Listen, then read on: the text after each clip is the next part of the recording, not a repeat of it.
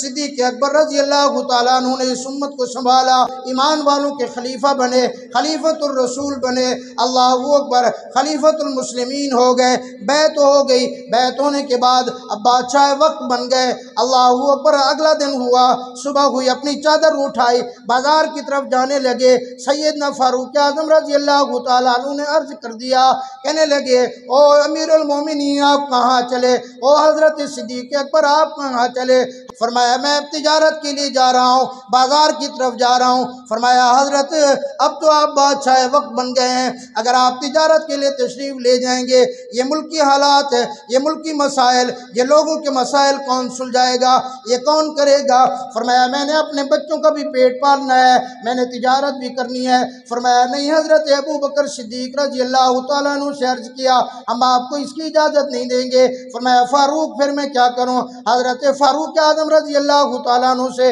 مولانا یوں پکڑا، حضرت فاروق اعظم رضی اللہ تعالیٰ عنہ نے فرمایا آؤ چلے۔ حضرت ابو عبیدہ ابن جراح رضی اللہ تعالیٰ عنہ، اللہ اکبر، امین الامت جن کو حضور نے یہ لقب دیا، ان کے دروازے پہ گئے کہ مسئلہ تو یہ ہے، حضرت ابو بکر صدیق رضی اللہ تعالیٰ عنہ یہ خلیفہ وقت ہے، یہ تو بازار کی طرف جا رہے ہیں۔ فرمایا نہیں نہیں، ان کو بیت المال سے ان کا وظیفہ مقرر کر دیا جائے، بیت المال سے یہ وظیفہ لیں گے اور مسلمانوں کے کام کاج کیا کریں گے۔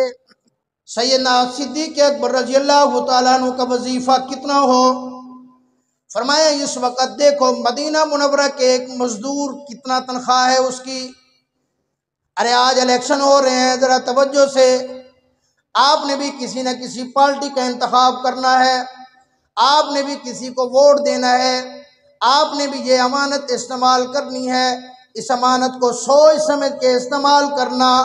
یہ نہ ہو کہ آپ کا ووٹ کل عظمت صحابہ کے خلاف آپ کا نمائندہ کھڑا ہو جائے،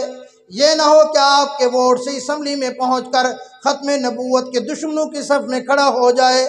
یہ نہ ہو کہ آپ کے ووٹ کے لے کر آپ کا نمائندہ جا کر دین اسلام کے خلاف کھڑا ہو جائے،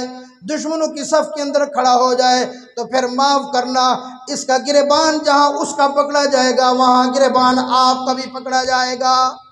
اس موقع کے اوپر خیال کرنا، ختم نبوت کے غلام کو ووٹ دینا، عظمت صحابہ کا دفاع کرنے والے کو ووٹ دینا، اہل بیت کے حق میں بولنے والے کو ووٹ دینا،